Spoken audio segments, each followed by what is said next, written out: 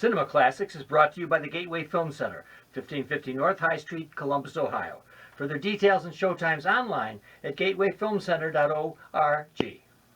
The award-winning Cinema Classics is produced by John DeSando and Johnny DiLoretto. Listen to the shows and read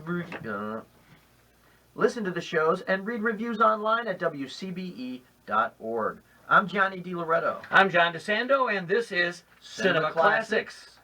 And, you know, we've predicted, or I certainly have predicted, Yeah. Revenant is going to take it Okay. for the Oscars, All right. and that Alejandro Gonzalez Inarritu Yes. is going Good job. may win Best Director. Hey, look, they mangled that guy's name. The people that work in Hollywood right alongside of him mangled his name on the Academy Awards nomination this morning. So, good job for you. I see that you have your phonetic pronunciation right there. I do. Anyway, so why don't we look at his canon? Okay. And He's got a cannon? This guy's dangerous. why I give you lines like that after 7 years? I should have known know. better than that. Oh. But first of all, Revenant seems to be the one to beat at the Oscars, so we know that. So I don't know how much we need to say about that, other than that it was filmed in the freaking Arctic, I guess. I love that you said frickin' on NPR. Do you think it may end up on the show? I No, doubt it should. Why can't you say frickin'? Let's see. Anyway, Yeah. and so the conditions were difficult for the director, for Leo DiCaprio, for all the rest of them. Well, so we should just give it to them. Well, Is that what we're doing? We're going to give it to them because it was so cold. And there was a big fake bear out there. Anyway, that's just of the many reasons why this is going to get it. But let's look back. Does he have something else he's done that we could say this guy's a superior director? Yeah, I don't know. Look, I think that he probably is coming into his own as a director. When we look back on his filmography, I remember seeing his first film, well, not his very first film, which was in 1996, which was a short. But his first feature film was Amores Perros. Yes. In the year 2000. Yeah, boy. And, boy, it seemed to be like at that time, my memory of it, not having seen it since it came out, is that of like a Robert Altman movie with teeth. Yeah, including dogs. Yeah, dog teeth. Yeah, in fact, I think his first 3 films were like Crash-like stories. Yeah, was that's what I'm talking about. Those like multiple stories, yes, vignettes coming together. Not that defined Altman's career by any stretch of the imagination, but he did sort of perfect that mode of movie storytelling for a while there in the 90s. And Inarritu seems to have just kind of picked that up and ran with it. And, you know, again, as he showed in Revenant, he's ability to get down dirty.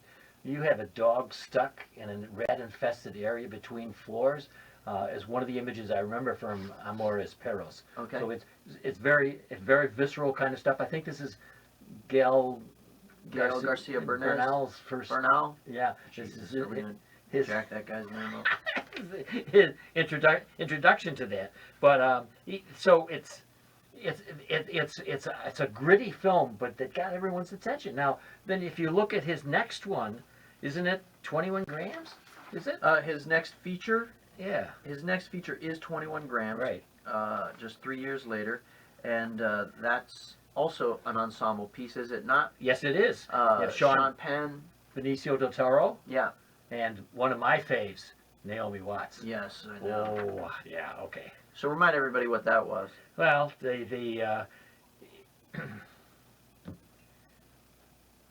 well, you know, that's a good question. I think there's Let's see.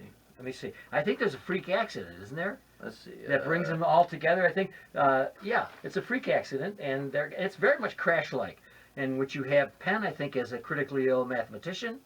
Watts is a mother who grieves, and well, hold on. And Benicio, isn't he an ex-con? I think here's what we need to say, because this says. So let's pick up from Amores Perros, ending that, because apparently this is a trilogy of death. He calls it a trilogy of death. Okay. Preceded by Amoros Peros, then this, and then followed by Babel. Right. Okay. Right. So, all right. So Amoros Peros is the first part of what Inarritu describes as his trilogy of death. Good. So he Okay. did follow that up with 21 Grams, another Right. ensemble piece, Yes. John, with Sean Penn. Yep. And Benicio del Toro Benicio. and Oh, Naomi Watts. oh my. What an actress. Yes, she is lovely. And also had Danny Houston in it. who's Oh, also I love Danny great, Houston. great one, yeah. supporting character actor. So this was the second part of his this trilogy of death thing that he was doing. Yeah. What is it? Does it have something to do with a car accident? Yeah, I remember. very much Crash-like, where where all these lives intersect, because you have Penn as a terminally ill mathematician, Uh-huh. Watts as a grieving mother, Del Toro as an ex-con, and somehow all of this, because of course I haven't seen it in 10 years or however long it is, Yeah. but all of these intersect again with that same Amores Perros grittiness. Yeah.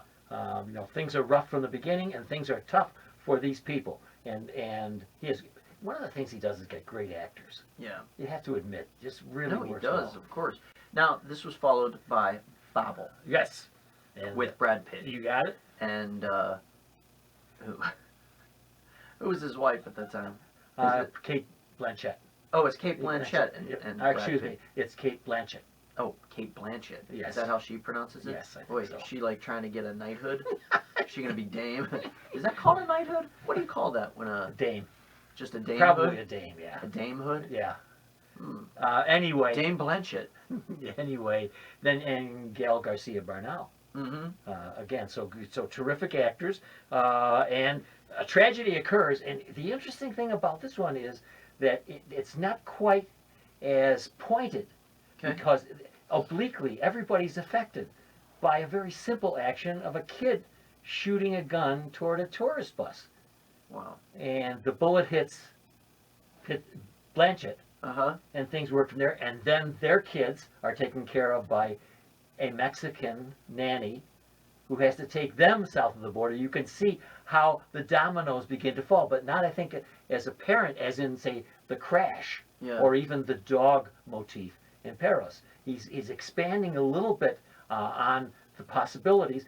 I think it's the old butterfly effect. Yeah. So Well, that's interesting. He. Oh, you're talking about the Brad Pitt movie, right? yes, right, Babel. I lost track. All right. I lost track of all these characters. Yeah. Yeah, so for me, I don't know if his films ever really stuck with me.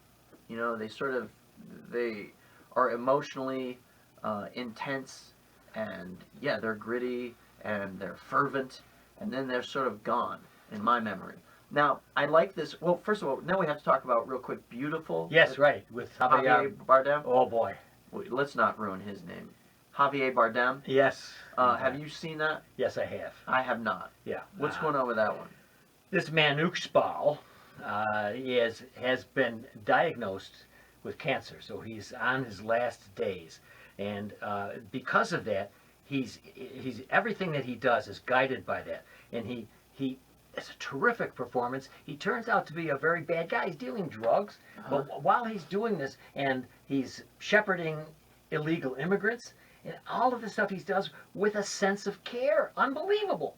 He gives this guy, who's really a rude guy, doing in a bad business, you have sympathy for him, and it actually turns him into a kind of hero. It's a very strange movie. But Bardem, who's capable of playing anything. Remember him as the bad boy in Of course. No Country for Old Men? Yeah.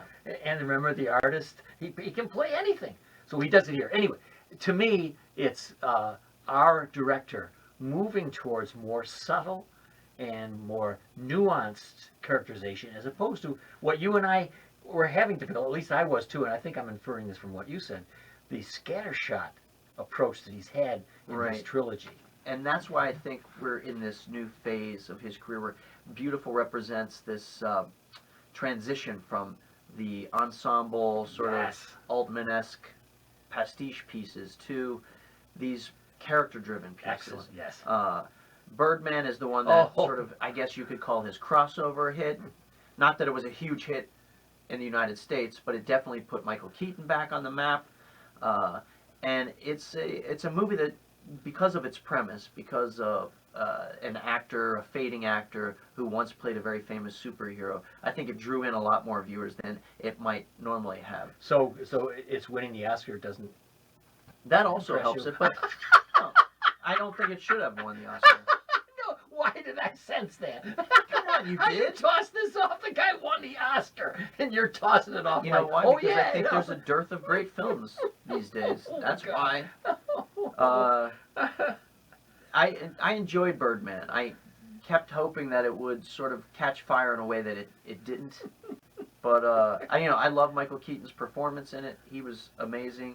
I'm not so impressed with Inarritu's fixation on the single shot take, Yeah. All right. which is really great when it's done well, but he uses oftentimes computers. Of course he did.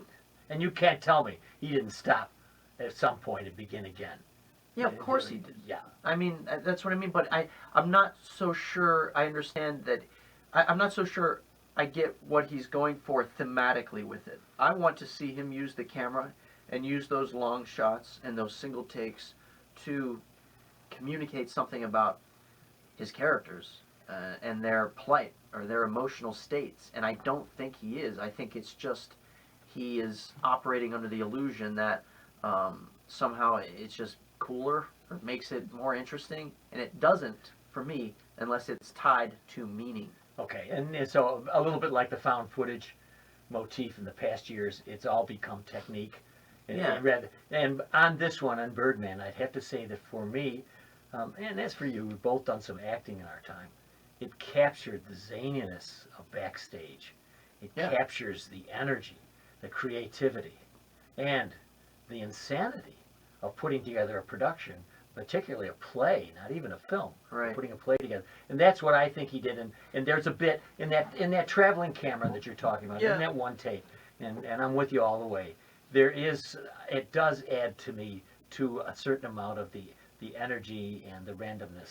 Yeah, you're turning me around actually on that, because I think you can make a case for what he's saying is the fluidity of the shots from backstage to the onstage performances and how everybody's performing at any given time. They are, presenting a different self backstage and then yet another self on stage. So there's this fluidity, maybe you could make a case for. Okay. Once again, you're brilliant. This is why I loved your writing for the other paper in Alternaflix, and to this day you continue to be a super critic. Very sweet of you. Thank you.